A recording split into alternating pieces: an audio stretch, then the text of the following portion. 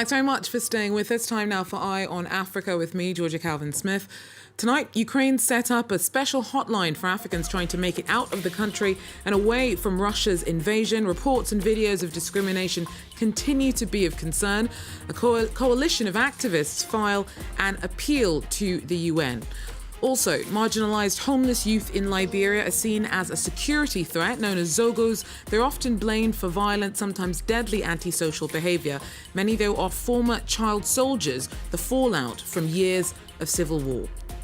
And Kenya's been pushing to get inoculation numbers up, but it's been an uphill battle as vaccine hesitancy continues to put people off. We hear from our correspondents in the country who headed out on a vaccination drive. But first, in just 7 days, more than 1 million people have fled the war in Ukraine, with tens of thousands of Africans and other non-Caucasians equally as frightened and at risk as the rest amongst them. However, non-white refugees escaping Russia's invasion continue to share stories of segregation, discrimination and racism on the road out of the conflict zone.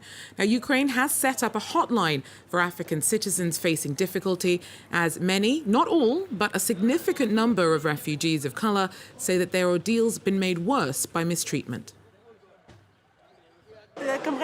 I asked the consulate to do something because the students in Poland are being met with racism and violence. People are walking more than 40 kilometers. Some are dying from the cold. Others are throwing away their food to make themselves lighter for the road. There are still 26 to 28 Moroccan students blocked in the city of Sami. Please share this information to the authorities because they are yet to find a solution. Now, an international coalition of human rights lawyers has filed an appeal to the UN over the reports of abuse. The UN Special Rapporteur on Racism has said that non-white people have faced life-threatening xenophobia in the midst of war. Now, she joins me now. Tendai Achiume, thanks very much for making the time to speak to me. Now, Ukraine set up a hotline. The AU's condemned any racist treatment. African evacuations have picked up pace. All the attention has presumably led to more instructions to border guards and the like to treat non-white refugees better. Do you think that the problem's been resolved? I think that it's really heartening to see that there has been the kind of response that we've seen. And I want to highlight it because there are other conflict situations where you have non-white refugees and migrants being treated differently from others. And we haven't seen this sort of a response. I think it's important to acknowledge that there are moves that are being made. But I would say that at this point, it's insufficient. It's important to have hotlines. It's important to have all of these statements. But until the conditions for people on the ground change, I think we still have to keep the pressure on. And what has your investigations reflected as being the conditions on the ground? So the reports that I'm receiving, of course, are coming from a conflict zone. And I want to begin by noting that conditions for everybody in the region are very, very difficult. But the reports that I'm receiving are that you have individuals who, on the basis of their racial identity, their ethnic identity, are being put at even greater risk of death. And so people who are being pushed to the back of the line after being profiled as being non-Ukrainian, when we know that there are Ukrainians who are non-white, people who are being pushed to the back of the line. Even in cases where you have women and children going forward, we have, non-white women who are reporting being in the cold for hours, nursing young babies, and being exposed, as I mentioned in my statement, to xenophobic and racist treatment that actually could result in greater deaths, again, because of people's racial and ethnic identity. And so the reports that I'm receiving are definitely of situations improving in some places. People are reporting that private citizens, once people are able to cross borders, and even in Ukraine, have been very supportive of these refugees, but at the same time that they are still confronting difficulties. And that requires action on the ground to really ensure that equality and non-discrimination aren't thrown out of the window in a conflict situation. Now, surely the circumstances here are unique. Are non-white refugees just being a bit touchy? There is a war on. Has this happened in any other contexts in your experience?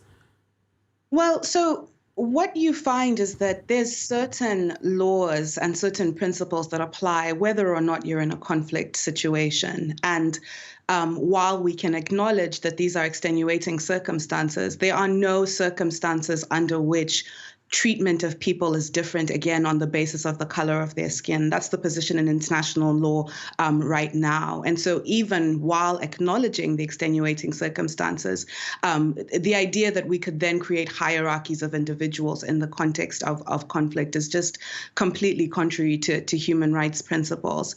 In terms of whether this is exceptional, I wish I could say that it was, but I regularly receive reports to my mandate of people who are fleeing conflict all over the world, where you find, again, their racial and ethnic identity exposing them to greater violations. And in the vast majority of cases, it's non-white refugees who are experiencing and expressing these sorts of concerns. So I can't stress it enough. I think everybody acknowledges that the situation at the border is just extenuating in so many different ways. But those circumstances, again, cannot justify singling individuals out for lesser treatment on the basis of the color of their skin.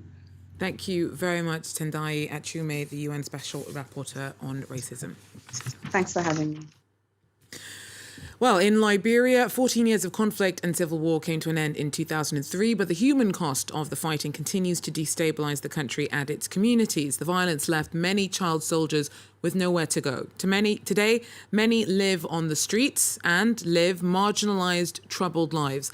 In January, they were blamed for a deadly stampede at a Christian rally in Monrovia. Our regional correspondents report. A high school yard in New Crew Town, north of Monrovia. This is where, on January 21st, 31 people were killed in a stampede that broke out during a Christian gathering. Rose recalls the moment when men with knives stormed the yard and attacked worshippers gathered by the gate. You can see the whole road now. People pass. You can see. People pause. People, you see, oh yeah. Some people jump over the fence. Some people go all outside. Some people penetrate, hijacking. Oh yeah, like a place. They put it from up here, someone else jumping one in front. When I get resistance, you die. 6 people were arrested by the police following the fatal chaos. 5 are still in custody. This man lost his 15-year-old daughter in the stampede. He blames the violence on youth delinquency and antisocial behavior. In the evening, they hijack keke, they take their money. The youth are spoiling. Who will head the country tomorrow when our children are waiting in the ghetto? Poor young people from ghettos are often called zogos. They're seen as the devastating living legacy of civil war. From 1989 to 2003, rebel militias forcibly recruited thousands of children. Today, homeless youngsters still bear that stigma, but their main struggles remain poverty and drug addiction. We don't beat people, always sit by ourselves. They say people smoke drugs, they're not correct in the head. But most of all that smoking drugs is frustration, some of it is family running behind on to spoil our life. We wanted to build a rehab for us and take off from the ghetto. We don't want to smoke. Police say they can only do so much to roll back the spike in violent crime. For this problem, this is a national problem, and all stakeholders need to come together to see how we can remedy this particular issue when it comes to the disadvantaged youth. Better public policies, funding, and rehabilitation centers are just some of the raft of changes needed to break the cycle of violence and drug abuse amongst Liberia's most disenfranchised youth. Now, she's one of the biggest names in the continent's Afro-pop scene, and now she's also the face of the Pan-African vaccination drive. Superstar singer Yemi Alade has been made the global ambassador for the Africa-wide inoculation drive in a partnership with the continent's Centre for Disease Control. It says that just over 12% of Africans have been fully vaccinated, with less than 1% having received their booster shot. Many countries are now facing more supply than demand. Kenya launched a massive push to get vaccination numbers up last month, but it was an uphill battle. Our correspondents report. At this public service center in Nairobi, health officers are working to get people vaccinated. Kama hujapata tafadhali, chanjo tunapeana pale na ni free. It's not smooth sailing. Some are hesitant to get the jab. And with an increase in global supply, the country now has more vaccines than it can administer.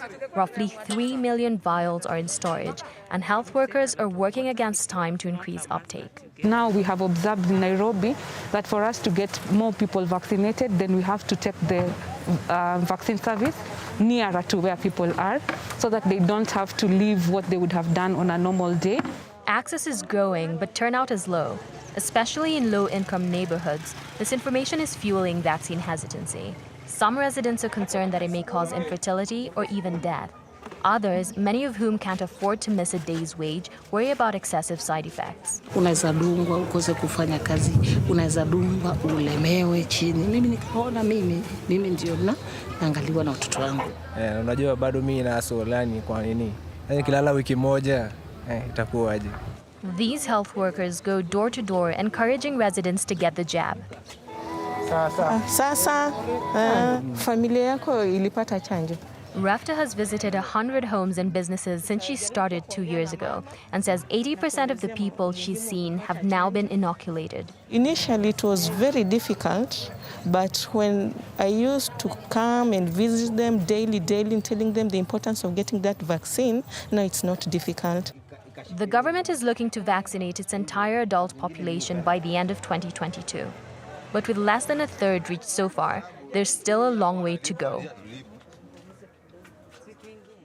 Well, that's it for Eye on Africa for now. Thanks for joining us. Do so again if you can. Till then, take care.